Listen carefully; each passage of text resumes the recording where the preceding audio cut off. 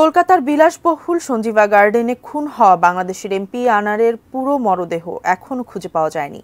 তার খুনের সঙ্গে এক নারী ও একটি নীল গাড়ি ঘিরে তৈরি হয়েছে রহস্য, জানাচ্ছেন সাব্বির আহমেদ। কলকাতার নিউটাউন এলাকার অভিজাত অ্যাপার্টমেন্ট সঞ্জীবা গার্ডেন। এই অ্যাপার্টমেন্টের একটি ফ্ল্যাট ঘিরেই সৃষ্টি হয়েছে রহস্য। কলকাতা পুলিশ আর গোয়েন্দাদের দৃষ্টি এখন সেখানেই। নিখোঁজের প্রায় এক সপ্তাহ পর ঝিনাইদহ ৪ আসনের ৩ বারের সরকার দলীয় সংসদ সদস্য আনোয়ারুল আজিম আনারের ক্ষতবিক্ষত মৃতদেহ উদ্ধার হয়েছে এই অ্যাপার্টমেন্টের একটি ফ্ল্যাট থেকেই। তবে তাকে কবে কখন হত্যা করা হয়েছে সে ব্যাপারে এখনো সুনিশ্চিত কোনো তথ্য পাওয়া যায়নি।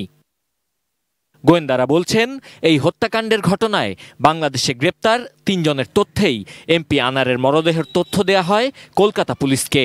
পরে সেখান থেকে তার খণ্ড বিখণ্ড মরদেহ উদ্ধার করা হয়।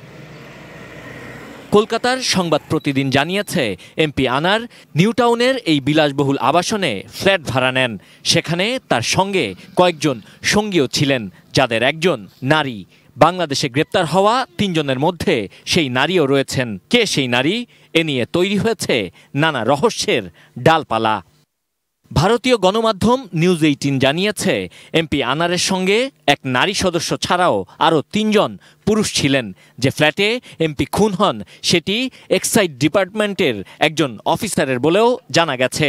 তারা বলছেন, একটি নীলগাড়ি নিয়েও রয়েছে রহস্য। এই নীলগাড়িটি ওই অ্যাপার্টমেন্টে থাকা কারো নয়, বাইরে থেকে এসেছিল। কিন্তু গাড়িটি কার সন্ধান করছে কলকাতা পুলিশ।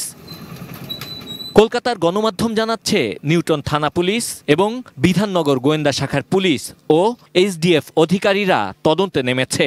খতিয়ে দেখা হচ্ছে আবাসন ও আশপাশের CCTV footage. Sabbir Ahmed, ATN news, Dhaka.